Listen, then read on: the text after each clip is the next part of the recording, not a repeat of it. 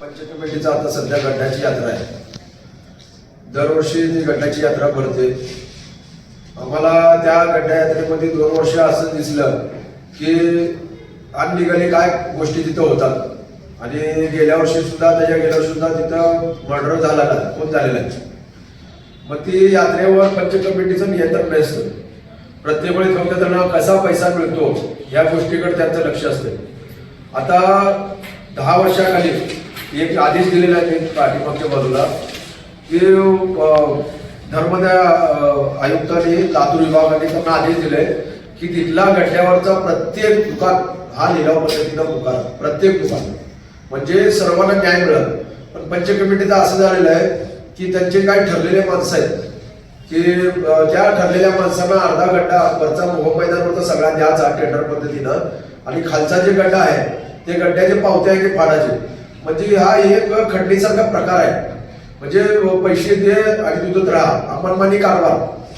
मग हे सर्व थांबवण्यासाठी आम्ही 2 वर्ष झालं पाठपुरावा करतोय। मग त्यांनी त्या गोष्टीला जुमानतात, त्यांना ते कुठल्या तरी ते अधिकारी नेमलेले असतात, त्यांना चिरीमिरी देतात आणि ते सगळं थांबवतात।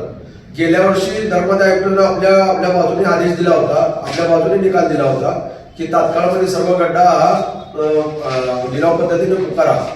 पण तिथं शेफ नामक एका व्यक्तीला नेमलं होतं की जो तो पूर्ण गड्डा संपूर्ण तिथं लिलाव पद्धतीने पुकारण्यासाठी प्रक्रिया राहावं। पण त्यांनी काय तिथं दुर्लक्ष करून चिरीमिरी घेऊन असा मला संशय आहे त्याच्यावर। तशी तक्रार बी आम्ही जिल्हाधिकारी केलेली आहे, शेफची धर्मदाय आयुक्ताला बी केलेली आहे। पण ते गड्डा बी गेल्या वर्षी झाले नाही, परत या वर्षी बी आम्ही त्या गोष्टीनं धर्मदाय आयुक्ताला परत जिल्हाधिकाऱ्यांना निवेदन दिलेलं आहे की बाबा हे तात्काळमध्ये की लोकांना तिथं न्याय मिळावा। तुम्ही गड्ड्यावर बघितलं तर स्थानिक तिथं तुम्हाला कोणी दिसणार नाही, सर्व बाहेरचे येते। मग काढादींना इथल्या स्थानिक लोकांना जगवायचंच नाहीये, मराठी माणसाला जगवायचंच नाहीये। मग ते सगळे जे आहेत बाहेरचे येणारे युपी बिहारचे लोक आहेत आणि ते युपी बिहारचे लोक तिथं स्वतःचा मनमानी कारभार करतात। गेल्या वर्षी आपल्या एका 2 कार्यकर्त्याला त्यांनी मारहाण केले, तिथं जबरदस्ती लोकांकडून वसुली केली जाते।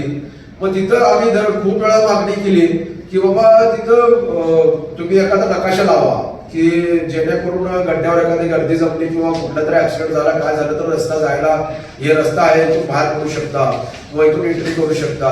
तसं काय नाही, तिथं अजिबात कुणाचं फूड लायसन्स नसतंय, तिथं कुठलं आपल्या ह्याचं लायसन्स, तिथं कुठले लायसन्स प्रकार नसतात। हे असं ते प्रकार चाललेले असतात। त्यासाठी आम्ही जिल्हाधिकारी कार्यालयाला परत महापालिकेला सुद्धा निवेदन दिलेलं आहे की जेणेकरून ते सर्व प्रक्रिया व्यवस्थित राबवण्यात यावी।